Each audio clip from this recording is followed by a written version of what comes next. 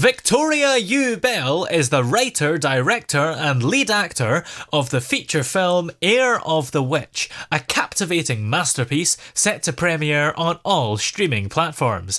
And Victoria is with us here. How are you today? Hi, thank you for having me. I'm doing really well, thank you. So, what was the inspiration behind your film Heir of the Witch? It actually was drawn from my personal experience with my own grandmother on my father's side. She was an actual witch. So that Wow. was inspired me to write from a place of pain and fear. And then I added some twist and a lot of intuition and a lot of, just to make it a cool and exciting story. So how did it feel exploring that kind of dark aspect of your own family's past? In the beginning, I was ashamed to actually dive into the part of me that was a bit of like a darker side of my history, that I was trying to bury it and never speak about it. But as a writer and as a creator, I said, if I'm going to put a movie in the world and I'm going to put so much effort and hard work and money into making a feature film, it takes a lot of resources and a lot of time. So if I commit to a story, I wanted to be fully committed to it. And it was hard, and some challenges showed up in the beginning and throughout the process. But it made it much more worth it in the end, because it's been such a challenging road, and now we're here. It's ready to launch, and it's been such an exciting journey to be able to write it, direct it, and also be the lead actress in the movie. Having all those roles, were there any challenges you had having to wear all those different hats? Yes, and the most challenging part of it was because the lead actress, Anna, she's playing this role of being more submissive and a meek role. But being the director of the movie, you have to be the leader, and you have to inspire the team, and you have to be the moving force behind the whole project. So stepping in from this role of being a bit, the most quiet Anna, the meek person, and then stepping into this role of being a leader and inspiring the whole team, that was the challenging at the beginning. But then I learned to be flexible and switch the roles in my mindset to fully dive into this journey. And it taught me so many things by being part of this project, by launching my first feature film, that actually when I was hired on other projects as a producer, as a director, it taught me that I can manage wearing multiple hats, because all of it is love and the passion behind film. Being a filmmaker, you have to be fully committed and so in love with your craft that nothing can stop you. And in the press kit, actually, it includes a quote from Ridley Scott, which says, "Filmmaking is a team, but eventually there's got to be a captain." So did you feel it was quite important to be that leader on the set? Absolutely, because there will be challenges on any production, challenges you have not foreseen, like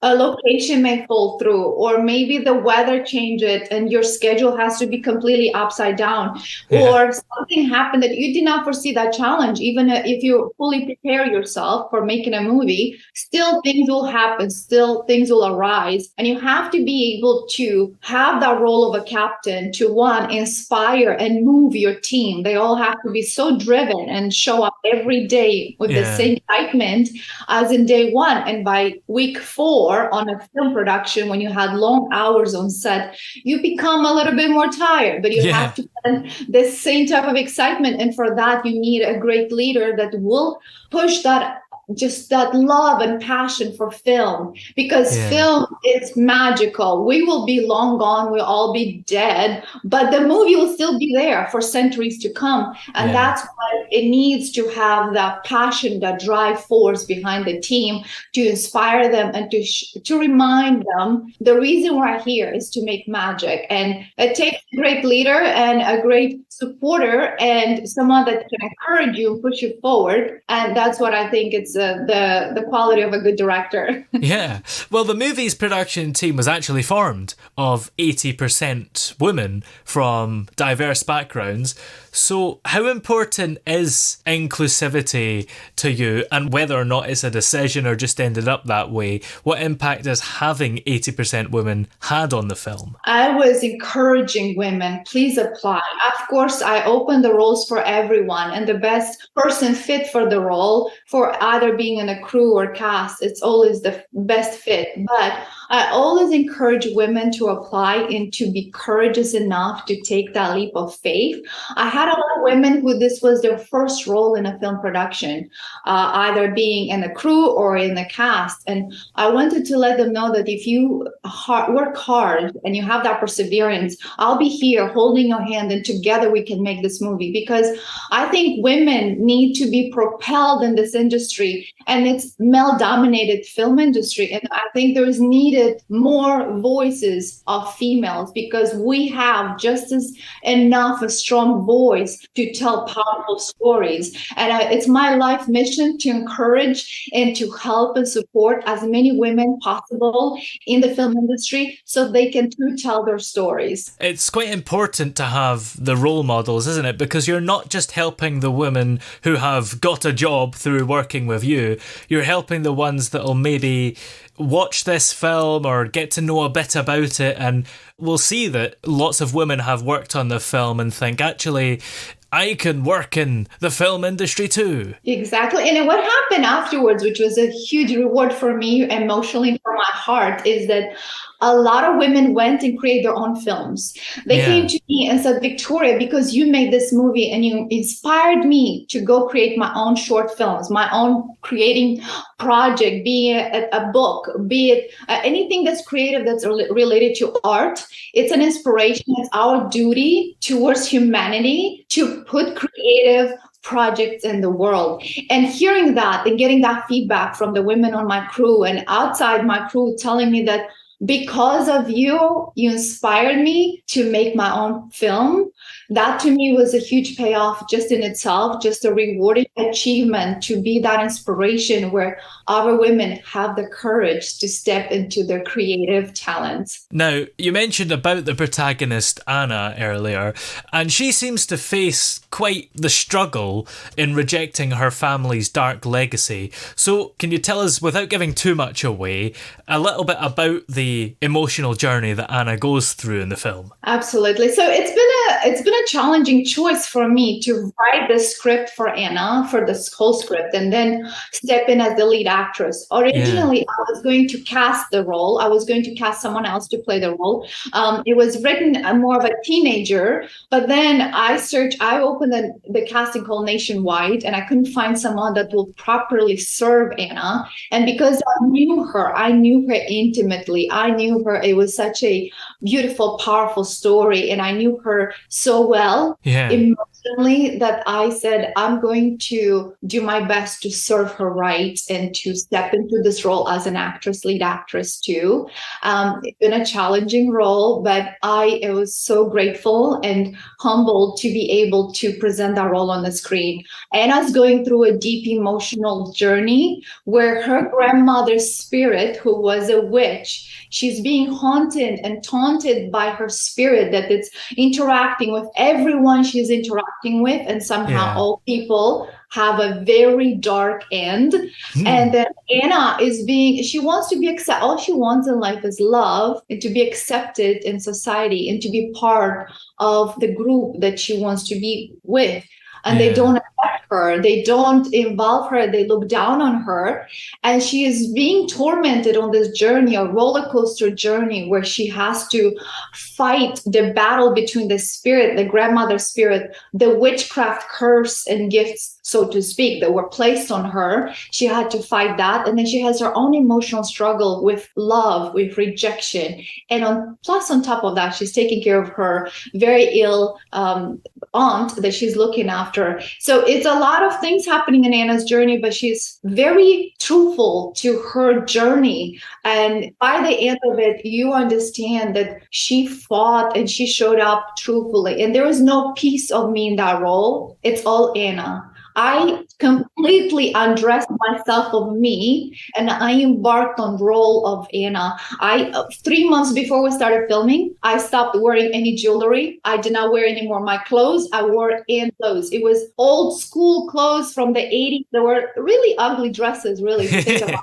But I had to really be truthful and honest to Anna's journey, and I embodied her fully. So everything you see on screen is Anna's true journey. And I hope that the audience will really go on for the roller coaster ride. Take a seat back and enjoy the roller coaster drive. Yeah. And you mentioned about the difficulty balancing the two roles of playing Anna and being the director, because one requires leadership and the other doesn't necessarily. But did the fact that you were playing the role of Anna yourself make the directing easier because you had one less person to direct? Yes and no, because I still had to step outside and be judgmental of my own performance. Yeah. So that I had to make sure that what Anna's putting on the camera as Anna is truthful to what I wrote on the script and what I know that Anna feels. So I had to be my own judgmental eye view. And I've also had to ask the team to be honest and very truthful with me, that if I any moment step out of being Anna, that I wanted to hear that feedback. And I had to be very, just firm and honest with myself. If I didn't think I did it right, then I had to make sure I redid that take. But then also on my team, the cast, I had to come in with them and really let them bring their own part. That's being a good director. You have to let them take their own turn in their own take onto the role. And then only then can you go in and give them that tiny inspiration to bring out the best in their own truthful side and our own truthful self. So it was challenging on both sides, but it was so rewarding, and I've learned so much. I learned so much in making this movie, and I'm grateful to finally be here and on August 4th for the whole world to see it on the streaming platforms. Wow, it's exciting. Of course, the film as well blends various elements of gothic horror, romance, and a twist to create a good cinematic experience. So how did you approach combining those different genres? It's all about putting a great team together, because teamwork really makes the dream work. And I had to make sure I was involved in every department to make sure that they all have everything they need, the resources, and they all know that the idea, what we're going for, that the movie we make, we all make the same movie. So you have to make sure everybody's goals align, that everybody's shown up to work with a driven mindset, and they all are giving their all in the movie. And in terms of picture, you have to have very good quality picture. You have to have very good director of photography is one of the most essential roles in the film. So make sure you pay people very well, and also that you have really good quality, because you want to put your money on the screen. You want your money to go where people will see it. So the picture has to be great. The sound has to be very good. The acting has to be excellent. And then the editing process, putting it all together, the color grading, the special effects, the makeup team, everything really has to be well picked, and make sure that they all are coming together to serve one purpose, to make an excellent movie together. Yeah, because I suppose most people, when they're watching a film, don't even think about that. But if it was done wrong or badly, they would notice. Exactly. If you go to a movie and you don't hear it very well, how hard and difficult would be that journey and that experience, right? So when a movie goes smoothly, you know that everybody did their job, every department, and there is about 100 to plus more people working on a team on an indie film, like my team. And that's a lot of people you have to have on set every day to feed them, to pay them, to take care of their safety, and to make sure everybody's doing their job. Because when you have so many people on a team, as one director, you have to make sure every department is thinking ahead and preparing for the next scenes, that they have everything they need, that all the locations are in charge, and everything is rolling smoothly. And there's a lot of details and a lot of things that you have to manage and be aware of. And if a challenge arises, you have to quickly step in and figure out what's the best way to still film today and save money, because every minute of production, it costs a lot of money. And you have to be flexible, and you have to be improvising and changing things in a heartbeat, because you can't afford to lose a day on set. You can't afford to lose an hour on a set production, because it costs so much money. It's so true that there are so many people working on a film, because, when you see a big film in the cinema, the credits are on for like 5 to 10 minutes. There's so many names. I made a commitment to stay till the end and watch all those credits roll. And if you go on a big studio production, that can take 15 minutes. Yeah. But though I don't know those people, I salute them because I know they all put their heart into making a film production. So therefore, as a filmmaker, I respect and honor everyone's output creatively in the world because I know how hard it is to make a movie. And I salute you all for creators and especially indie filmmakers.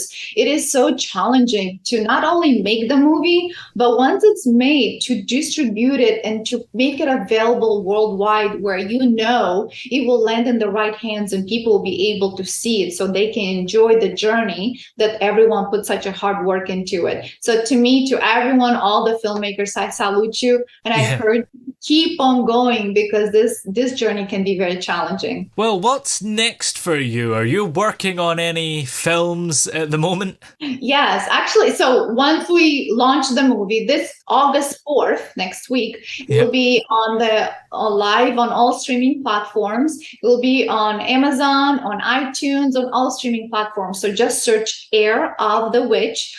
You can also go into our website and see more details there at heirofthewitch.com. So once it's launched, I can emotionally move on to the next project. I've been working on the script for quite a while, and we actually have the teaser already completed and filmed and looks great. It's called 5, like the number 5. Yeah. And a twist of, think of Fight Club, Gone Girl, and Basic Instincts. And actually a little bit of American Psycho there. Yeah.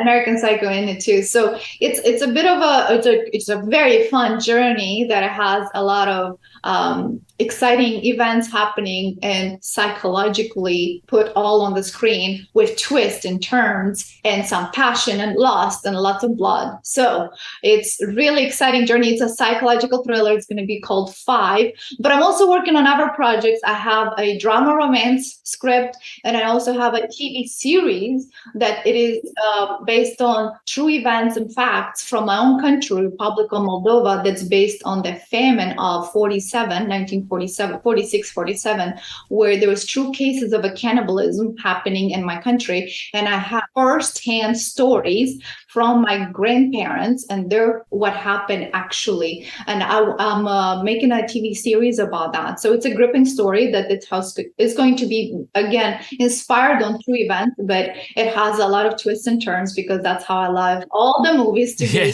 A roller coaster ride. That's what I keep saying. Like, it has to be exciting. It has to be churn your wheels and make you involved in the story, because that's our job as filmmakers.